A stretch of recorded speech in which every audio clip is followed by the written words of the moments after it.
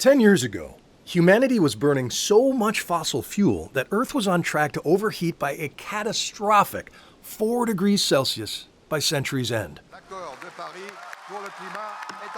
But then came Paris, when nearly 200 nations agreed to wean themselves off of oil, gas, and coal, protect more nature, and hold the global warming line at 1.5.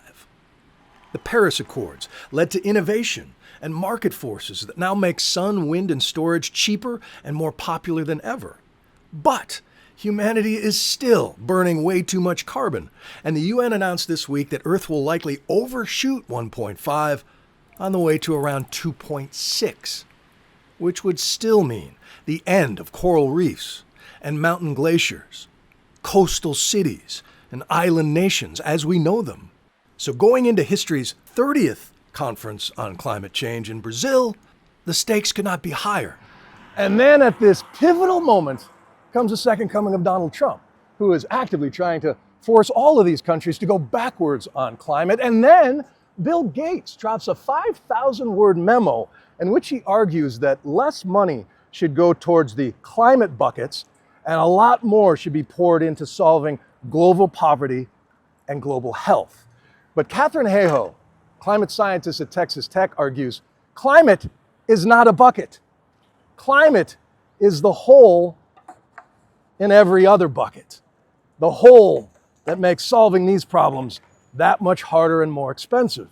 And that hole is getting bigger and bigger the more carbon emissions we produce. And if we don't patch that hole, we are never going to be able to address any of the other issues he cares about. His premise that climate change is just a separate bucket at the end is profoundly flawed. She is among the chorus of top climate scientists who spent the week trying to debunk the billionaires' confusing new message that rich cities will be immune from the worst effects and that technology can save us. Those coal mines are opening up one after another, clean, beautiful coal. Even if Republicans refuse to even try. Technology doesn't descend from the heavens on magical stone tablets. It comes from decades of important R&D work, most of which is funded by governments, and deployment work, which is funded by governments, like tax credits for clean energy.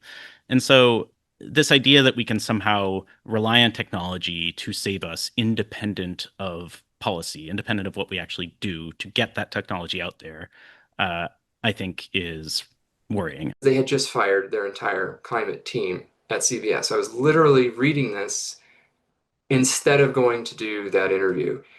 At the same time, there was a torrential downpour. Multiple people drowned in New York City. And in the interviews that Bill Gates has given in response to the criticisms, specifically pointed out that it was ridiculous to think that New York City was going to have problems with climate change. I was reading this as people were actively underwater in their basement apartments in New York City last week. So the rhetoric just isn't matching the real world here. Meanwhile, former Biden climate czar Gina McCarthy is in Brazil, along with a group that includes California Governor Gavin Newsom and others, who will try to convince the world that blue states and big cities are still in the fight with pledges to keep. This is a difficult time, Bill, that you know, and I've never been at a time when I felt that the federal government was as much out of the loop as this federal government is. But that can't be what we focus on. We have a chance to go to Belém and let people know that America is all in. There are solutions, there are opportunities, there is hope in the United States. We also see that businesses, organizations, nonprofits, churches, tribal nations, universities, all kinds of different entities are taking climate action. So when Gina is going to Brazil to tell people that people in America, organizations in America are still acting, she's right.